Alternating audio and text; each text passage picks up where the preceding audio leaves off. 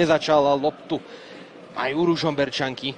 Sledujeme ofenzívnu akciu, ktorú zakončuje Martina Dovčíková. Prvá trojka v dnešnom zápase. Vydať 2 doskoky. Toho už ale stratila 4 lopty. Teraz prichádza Dovčíkovej trojka, ktorá opäť posúva Opäť Dominika Urbanová. Dovčíková. Ona dokázala poslať loptu cez obruč. 52-3.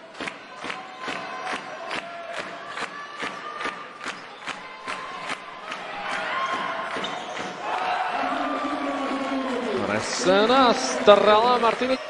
A teraz veľmi vysoko tam vyskočila jedna z hostujúcich hráčok. To Hadačová, Dovčíková a je pokus za 3 body. Ružomberok ide do vedenia 37. Aké je skóre tejto štvrtiny? Medzi tým ale Dovčíková bola faulovaná pri tejto strele. Publiky, ako som už teda spomínal, Holubová v rokoch 2017 až 2019 pôsobila v českom týme KP Brno. Následne až do konca sezóny 2. Je to vidieť aj na tom útoku. Ružomberčanky sa nikam neponáhľajú. Dovčíková presne za 3. Dovčíková v druhej najvyššej súťaži premiérovala 18 bodov na zápas. V tejto sezóne zatiaľ zaznamenala 2x17 a raz 21 bodov. Medzi tým Martina Dovčíková. V tomto zápase zatiaľ dvíha zástavu hostujúceho týmu, ktorý však prehrával 13 bodov, navyše môže o viac. Ak toto padne do koša, aj sa tak v tejto chvíli stalo v podstate s Clarksonom.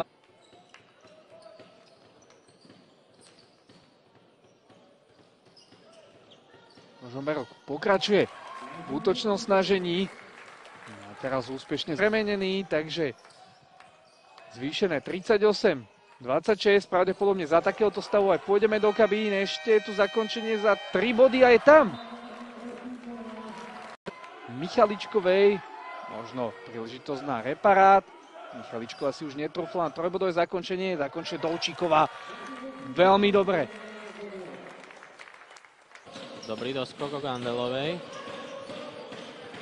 Dovčíková dopredu a úspešne za 2 body. Martina Dovčíková, 8 bodový náskok Ružomberčaniek, je tu stále však.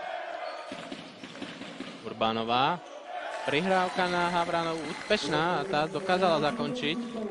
Tak dopredu už ide Buknová, ktorá prihrala Andelovej a tá sa pokúsila o trojku a je tu nakoniec zakončenie aj tak.